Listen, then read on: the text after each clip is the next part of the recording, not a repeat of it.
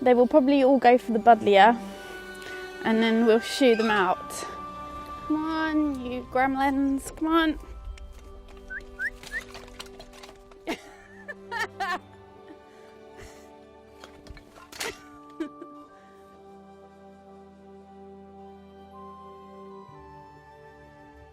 It starts to rain, they're at the gate screaming to be let back in. They've got me well trained.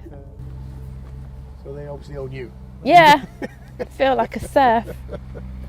They've really brought a routine to the farmyard that's really good for the yard and really good for my mental health. And they eat the weeds. Look, you can see I haven't got a thistle in this field. It's perfect.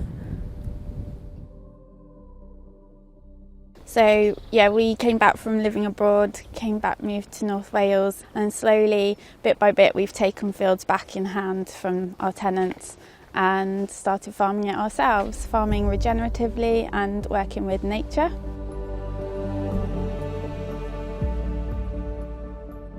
So we started grazing the first field. We just did 4 acres, well, that was all I took back in hand that year. That needed re-sowing, and just to see how it would work with the herbal ley, and it was amazing stuff. And at first the sheep wouldn't touch the chicory, and I was like, oh, it's true what people say. And then come the end of summer, they really tucked into it. They went mad for it, and yeah, I've only just had to dose for worms for the first time in a year at the back end of this summer. It sounds a bit cheesy, but I've got this thing where I say there's the 2 parts of the farm that you can't see when we're walking around it, and one of those is my customers and the other is the livestock under our feet. I know this might sound soft, but when you're walking around barren fields in winter and you can see drowned worms on the surface, it's just, this isn't right, this isn't sustainable long term, we don't have the right to do that. So now knowing that the soil is getting healthier and all the microbes and everything that lives in that soil food web is benefiting from it is awesome. And we don't use any chemical fertilisers, hence the chickens.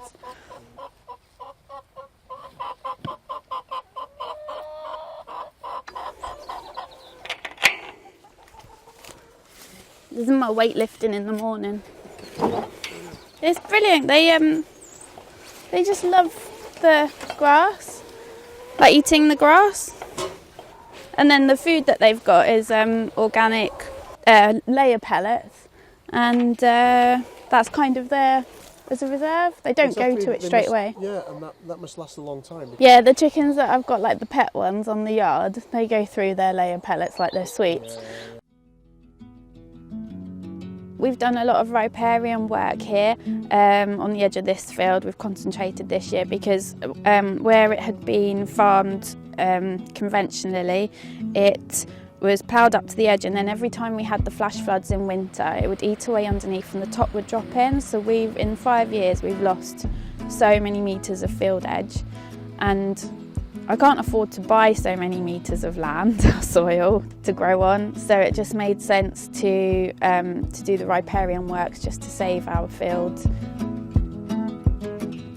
It was a bit different what we did. We coppiced the willow and alder in the next door field, so that will regrow. And then we scraped the bank back to 30 degrees and we buried the trees, like whole trees, where we'd coppiced them in the soil. The idea is that then that tree trunk becomes the root ball for the suckers that it sends up, and it's worked amazingly. And then we've got all this regen, and it didn't get sown, and all that clover's just there. It's just come up naturally. So that's great for putting nitrogen back in the soil. And then we've got, such a diverse species, range of species already. And then around the corner there, you see the tree guards. Yes. That we haven't got half the ground cover come up on that bank. So I really think that there must be so much nutrients in in the bark and everything that's under the soil, just feeding everything, because it's embarrassing, it's a bit bare there. It's almost like nature's trying to solve some of its own problems, isn't it? And then conventional farming is trying to stop that. To my mind, costs a lot of money to try and fight nature. We have a mink raft and we set it here. We have put it out on the water in the shallows, but it actually works better if it's just on the rocks. And we've got a few spots up and down where we use it. And I use an egg as bait. I don't know, I'm sure I could be doing the job better, but I'm just glad I'm doing the job. You can tell when they're around because you can hear all the ducks and the wrens and everything just squawking their heads off. And and the kingfisher, you hear them screeching as well. And it's like in the night you hear it, so then I know the next day I need to go out and move the raft to where I heard the noises, which part of the riverbank the noise was coming from. And then within a week, you've caught it. But I wasn't really on it enough this summer, really, with everything going on. But yeah, glad I got 4. There's a guy down river from us and he's caught 50 odds this year. Yeah.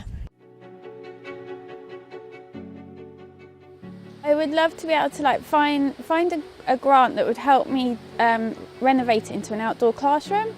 Then it would be amazing to welcome kids here, and I don't think it's going to be a bad thing for them to reconnect with nature, learn a bit about our woodlands that we're surrounded by, living with the river. It'd be great to do something with them on clean water and on where the food comes from and the farming side of things. But even if we could do something showing green energy use as well with the stream or with the river sat there, it could really spark some imagination. You don't know what seed you could plant in someone young, and I just think it would be a really awesome opportunity. I can't walk past poo these days without looking for an indicator that things are all right. Some people look on the spreadsheet to see if things are all right, and I'm looking in the muck. If you either met your animals or worm your animals, you're also doing that with all your insects as well that rely on the muck.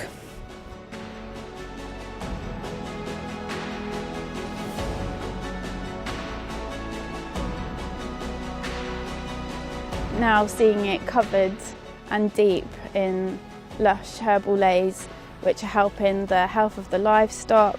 It was full of pollinators, hoverflies were just mad here, the bees. It's really rewarding and you kind of feel like, well, we're doing something right.